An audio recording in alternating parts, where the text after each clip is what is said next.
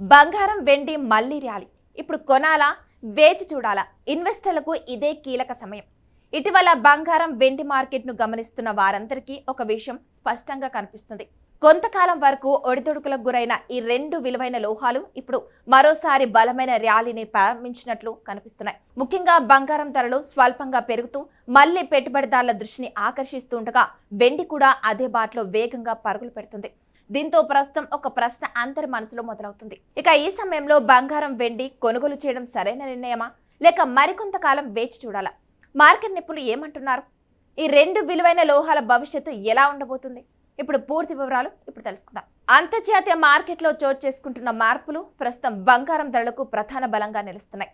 ముఖ్యంగా America dollar విలువ బలహీనపడటం వల్ల ప్రపంచవ్యాప్తంగా బంగారంపై పెట్టుబడిదారుల ఆసక్తి మరింత పెరిగింది. సాధారణంగా డాలర్ బలహీనపడినప్పుడు బంగారం వంటి సురక్షిత పెట్టుబడుల వైపు పెట్టుబడిదారులు మొగ్గు చూపడం సహజం. ప్రస్తుతం కూడా అదే పరిస్థితి కనిపిస్తుంది. ప్రపంచ ఆర్థిక వ్యవస్థలో నెలకొన్న అనిశ్చిత పరిస్థితులు, అంతర్జాతీయ మార్కెట్లో ఉన్న హెచ్చుతగ్గులు, భవిష్యత్తుపై ఉన్న సందిగ్ధత కారణంగా పెట్టుబడిదారులు తమ పెట్టుబడులను రక్షించుకునేందుకు బంగారాన్ని ఎంచుకుంటున్నారు. ఇక మరో కీలక అంశం క్రూడ్ ఆయిల్ మార్కెట్. ఇటీవల అంతర్జాతీయంగా ముడి చమురు ధరలు మళ్లీ తగ్గుముఖం పట్టడం కూడా బంగారం మార్కెట్కు పరోక్షంగా మద్దతు ఇస్తుంది. చమురు ధరలు తగ్గడం వల్ల ద్రవ్యోల్బణంపై ప్రభావం పడటమే కాకుండా అంతర్జాతీయ కరెన్సీ మార్కెట్లో కూడా మార్పులు చోటు చేసుకుంటాయి. ఈ పరిణామాల కారణంగా డాలర్పై ఒత్తిడి పెరిగి విలువైన లోహాలపై పెట్టుబడులు పెరిగే పరిస్థితి ఏర్పడుతుంది. దీంతో బంగారం ధరలు క్రమంగా బలపడుతున్నాయని మార్కెట్ విశ్లేషకులు చెబుతున్నారు. మరోవైపు ప్రస్తుతం బంగారం ధరలు పెరుగుతున్నప్పటికీ గతంలో నమోదైన అత్యధిక స్థాయితో పోలిస్తే ఇంకా తక్కువ స్థాయిలోనే కొనసాగుతున్నాయని విశ్లేషకులు గుర్తు చేస్తున్నారు. అంటే బంగారం ఇప్పటికీ తన చరిత్రలో నమోదైన అత్యున్నత ధరలను పూర్తిగా అందుకోలేదు. అందుకే దీర్ఘకాలిక పెట్టుబడిదారులు దీనిని మరో అవకాశంగా చూస్తున్నారు.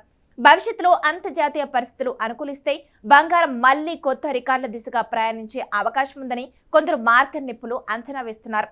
ఇక ఈ పరిణామాల ప్రభావం గోల్డ్ ఈటీఎఫ్లపై కూడా స్పష్టంగా కనిపిస్తుంది.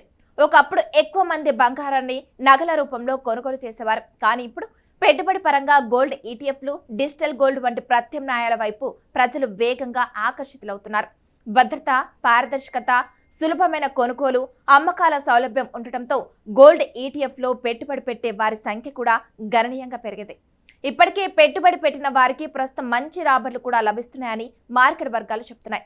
అయితే ధరలు పెరుగుతున్న సమయంలో సాధారణ ప్రజలకు ఒక సందేశం తప్పకుండా వస్తుంది. ఇప్పుడు బంగారు ఆభరణాలు కొనుగోలు చేయడం మంచిదేనా, లేక కొంతకాలం ఆగాల? దీనిపై నిపుణుల అభిప్రాయం కొంత భిన్నంగా ఉంది. పెట్టుబడి ఉద్దేశంతో కొనుగోలు చేయాలనుకునే వారు మార్కెట్ను పరిశీలిస్తూ దశల వారీగా కొనుగోలు చేయాలని సూచిస్తున్నారు. కానీ నగల కోసం కొనుగోలు చేసేవారు మాత్రం ధరలు పెరిగిన సమయంలో కొంత జాగ్రత్తగా వ్యవహరించాలని చెప్తున్నారు. ముఖ్యంగా రాబోయే ఆషాఢ మాసం కారణంగా దేశంలోని అనేక ప్రాంతాల్లో బంగారు ఆభరణాల కొనుగోళ్లు సహజంగానే తగ్గే అవకాశం ఉందని వ్యాపార వర్గాలు భావిస్తున్నాయి. సాంప్రదాయంగా ఈ కాలంలో వివాహాలు, శుభకార్యాలు తక్కువగా ఉండటంతో నగల కొనుగోలు కూడా మందకించే అవకాశం ఉంటుంది. దీంతో రిటైల్ మార్కెట్లో కొంత మందగమనం కనిపించినా పెట్టుబడి మార్కెట్లో మాత్రం బంగారంపై ఆసక్తి కొనసాగుతుందని విశ్లేషకులు చెబుతున్నారు. ఇక వెండి విషయానికి వస్తే పరిస్థితి మరింత ఆసక్తికరంగా మారింది. గత కొన్ని రోజులుగా వెండి ధరలు వేగంగా పెరుగుతున్నాయి. బంగారంతో పోలిస్తే వెండి ధరల్లో కదలికలు సాధారణంగా ఎక్కువగా ఉంటాయి. ప్రస్తుతం ఇదే పరిస్థితి కనిపిస్తుంది. పరిశ్రమల నుంచి వస్తున్న భారీ డిమాండ్, పెట్టుబడిదారుల కొనుగోళ్లు, అంతర్జాతీయ మార్కెట్ పరిస్థితులు కలిసి వెండి ధరలను పైకి నడిపిస్తున్నాయి. ప్రస్తుతం ప్రపంచవ్యాప్తంగా సోలార్ ప్యానెల్స్ తయారీ, ఎలక్ట్రిక్ వాహనాల ఉత్పత్తి, డేటా సెంటర్ల విస్తరణ, అధునాతన ఎలక్ట్రానిక్ పరికరాల తయారీలో వెండి వినియోగం గణనీయంగా పెరుగుతుంది. విద్యుత్తును అత్యుత్తమంగా ప్రసారం చేసే లోహాల్లో వెండి ఒకటి కావడంతో పరిశ్రమలు దీనిపై ఎక్కువగా ఆధారపడుతున్నాయి. అందుకే వెండికి పారిశ్రామిక డిమాండ్ నిరంతరం పెరుగుతూనే ఉంది. అంతేకాదు వెండిని ఇప్పుడు కేవలం పరిశ్రమల కోసం మాత్రమే కాకుండా పెట్టుబడి సాధనంగా కూడా ఎక్కువ మంది చూస్తున్నారు. ముఖ్యంగా సిల్వర్ ఈటీఎఫ్లోకి వస్తున్న పెట్టుబడులు పెరగటం మార్కెట్కు మరింత బలాన్ని ఇస్తుంది. గత కొంతకాలంగా వెండిలో పెట్టుబడి పెట్టే వారి సంఖ్య గణనీయంగా పెరగడంతో కూడా ధరలపై కూడా సానుకూల ప్రభావం కనిపిస్తుంది. ఇక ఫిజికల్ వెండి కొనుగోలు కంటే డిజిటల్ లేదా ఈటీఎఫ్ రూపంలో పెట్టుబడి పెట్టే ట్రెండ్ వేగంగా పెరుగుతుంది. మరో ముఖ్యమైన అంశం ప్రపంచవ్యాప్తంగా వెండి ఉత్పత్తి. కొత్త మైనింగ్ ప్రాజెక్టులు ఆశించిన స్థాయిలో పెరగకపోవడం, ఉత్పత్తి వ్యయాలు అధికమవడం, పర్యావరణ పరిరక్షణ నిబంధనలు కఠినతరం కావడం వంటి కారణాలతో సరఫరా పరిమితంగా ఉంది. ఇక డిమాండ్ పెరుగుతూ ఉండగా సరఫరా అదే స్థాయిలో లేకపోవడం కూడా వెండి ధరలను బలపరుస్తున్న ప్రధాన కారణాల్లో ఒకటిగా చెప్పొచ్చు. మార్కెట్ నిపుణుల అభిప్రాయం ప్రకారం బంగారం, వెండి రెండు కూడా ప్రస్తుతం పెట్టుబడిదారులకు ముఖ్యమైన ఆస్తులుగా మారాయి.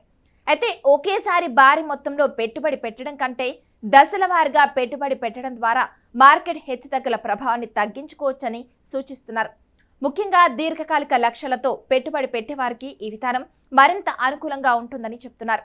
అయితే ప్రతి పెట్టుబడికి ఉన్నట్లే బంగారం, వెండిలో కూడా రిస్క్ ఉంటుంది.